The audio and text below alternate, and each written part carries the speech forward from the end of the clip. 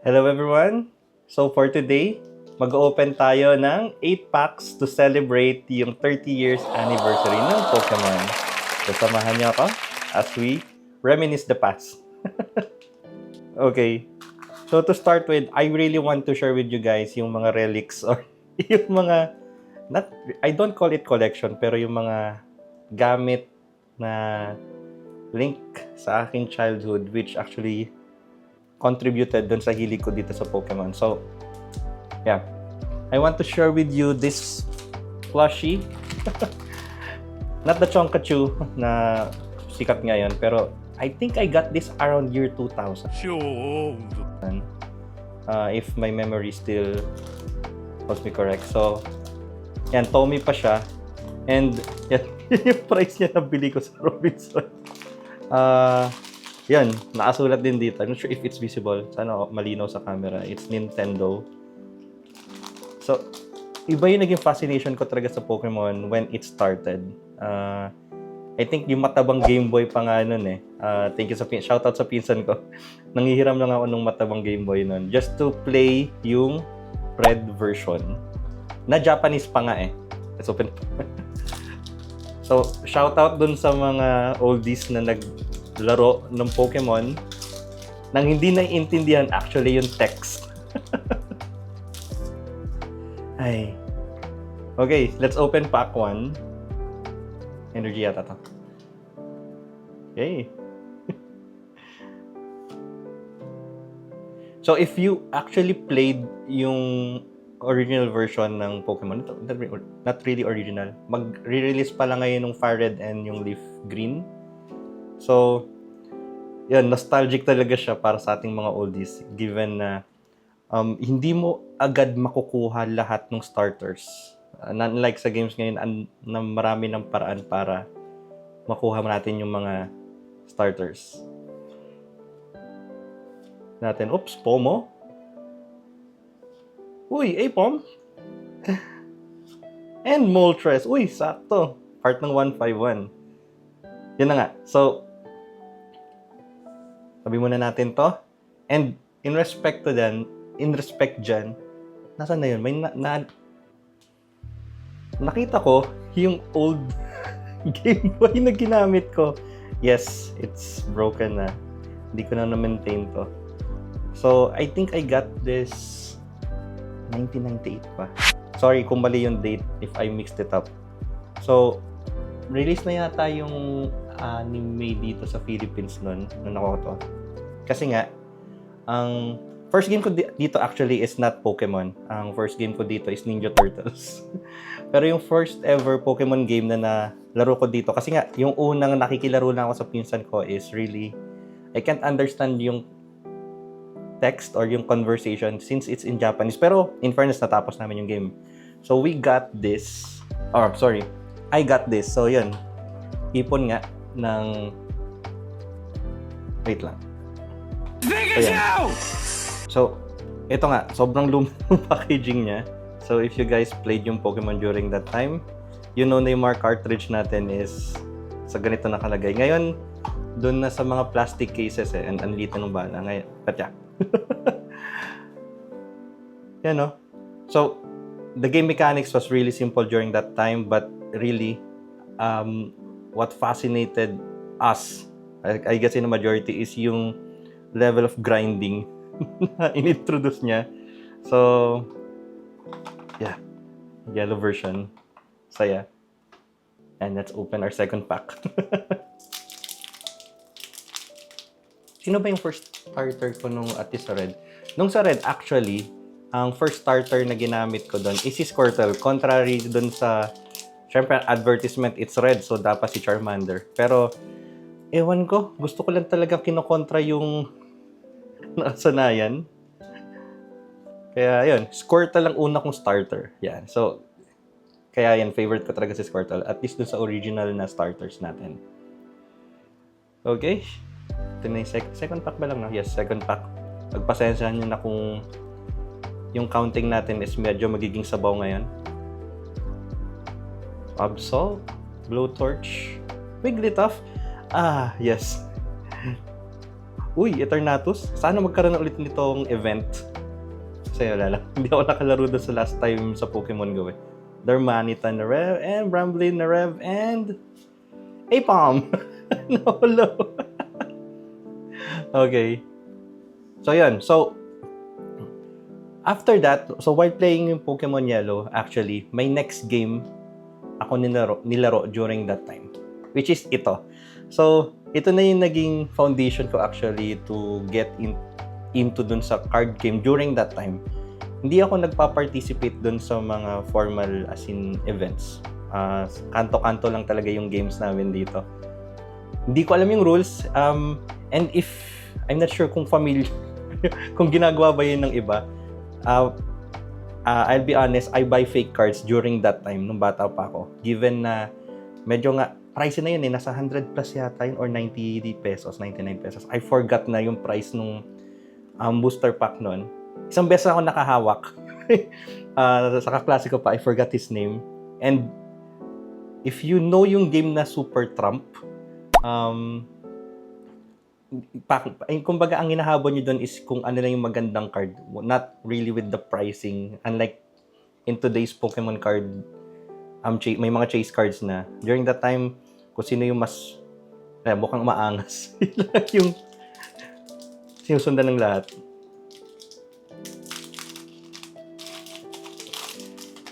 Third pack na to, no? Okay, wait lang. Actually, well, card game muna tayo.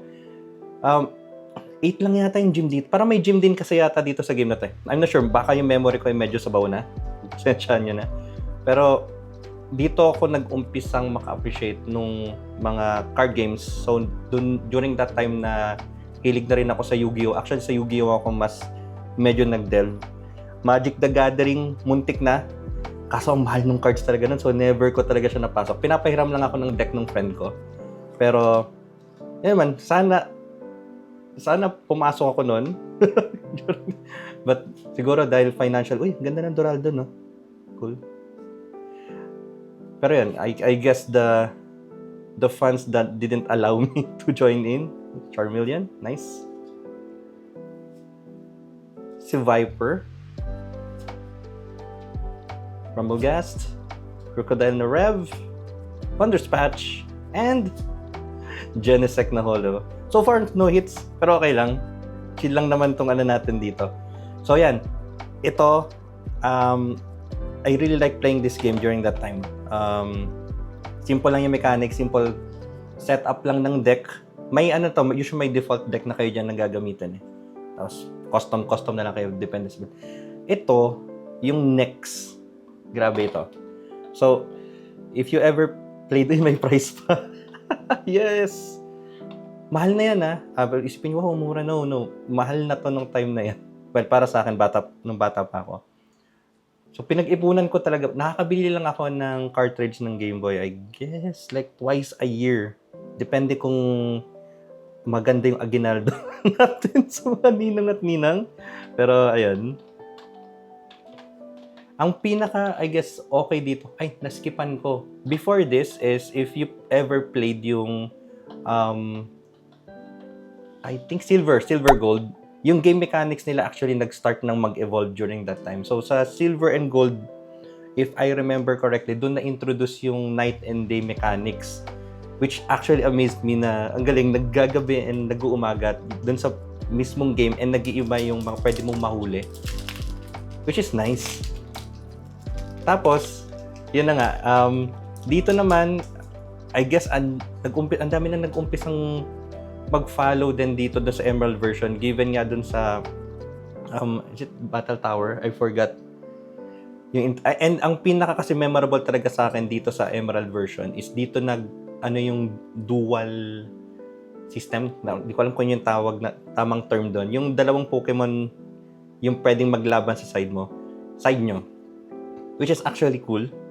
Kasi nga, parang tinatry na nilang mag-evolve din yung, uy, Charmander, nice!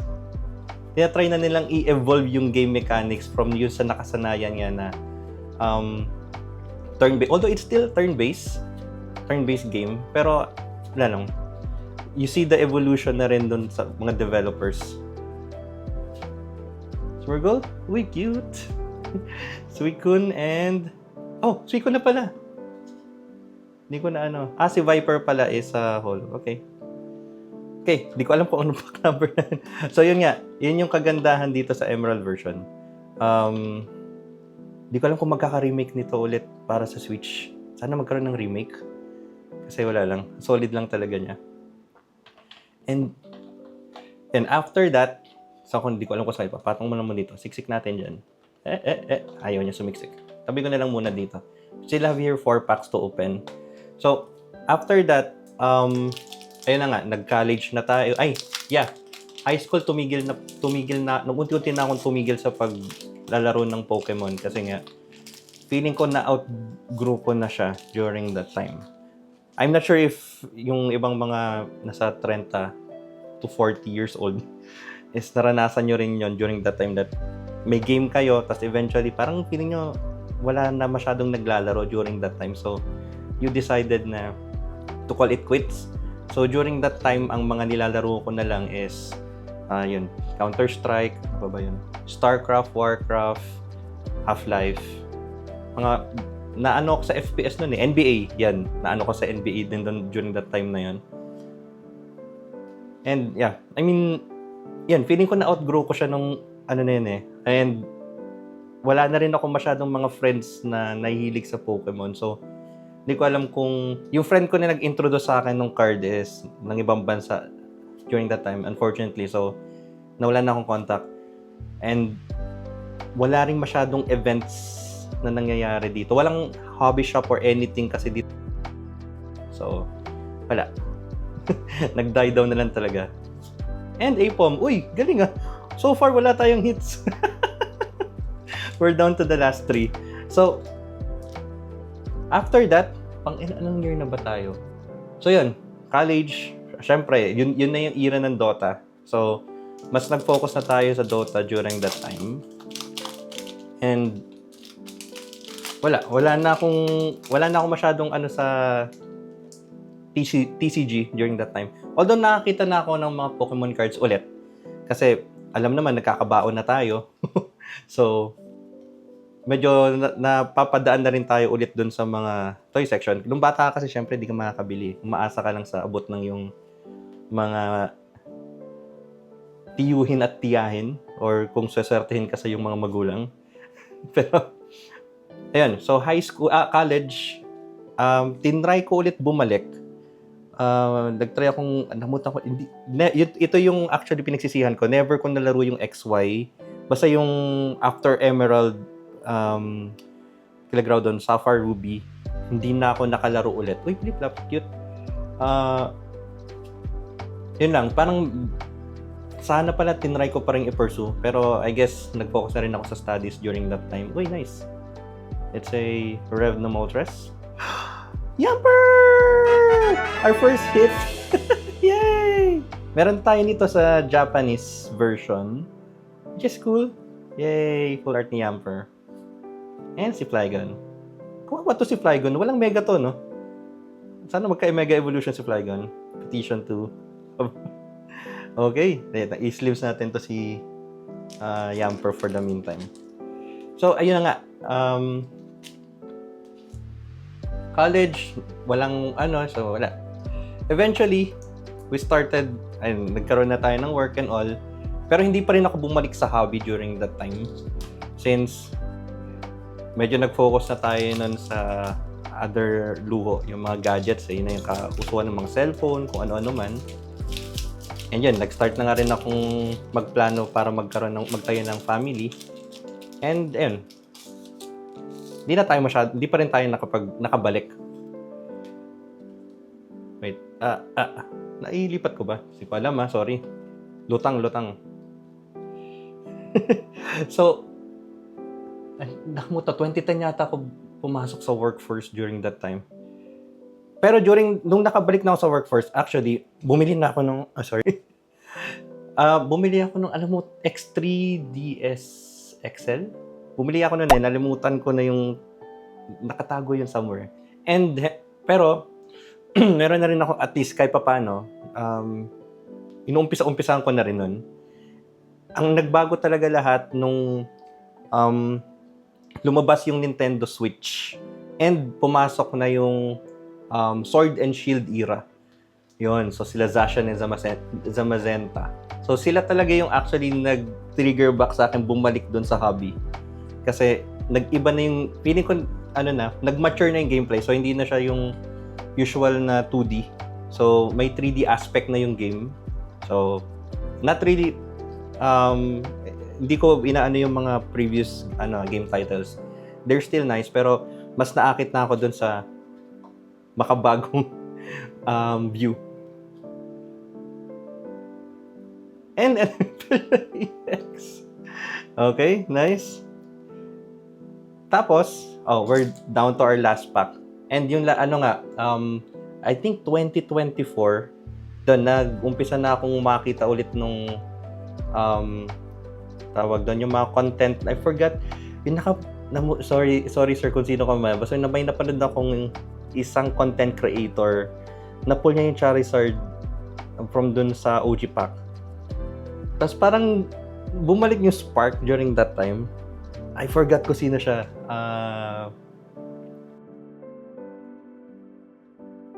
Suken. Yun nga lang, hindi pa ako, wala pa sa akin yung concept ng collecting nung time na yun. More on, bumili lang ako to start it up. Pero nag-ramp up talaga ako is nitong end of 2024 to 2025 yun. Nag-umpisa na akong mangolekta talaga nun. And yun nga, ang dami ko rin napapanood ng mga content creators which actually inspired me to go back dun sa hobby. And we're down to our last pack. Tingnan natin kung may last pack magic. Hi. Pomo. Jigglypuff. Gloom. Charmander. Punk Helmet. Cresselia. Linoone. Bolton Narev. Dugong Narev. And ang last pack, ang last card natin for today is Pak! Blue Torch! Okay na rin. Full art is full art. Yay! Slips natin yan maya-maya. And yun nga, I guess, just wanted to actually say, at kung nandito pa kayo, wanted to impart actually, in collecting, it's more of like, you just collect kung ano yung kaya mong collectayin as of the moment in time. You don't need to force anything. If hindi pa kaya, okay lang yan. That opportunity will come eventually, lalo na kung talagang gusto mo yung hobby. So don't get discouraged. And yeah, keep on collecting memories. So I guess that's it. Magkikita 30 years, 20 years from now.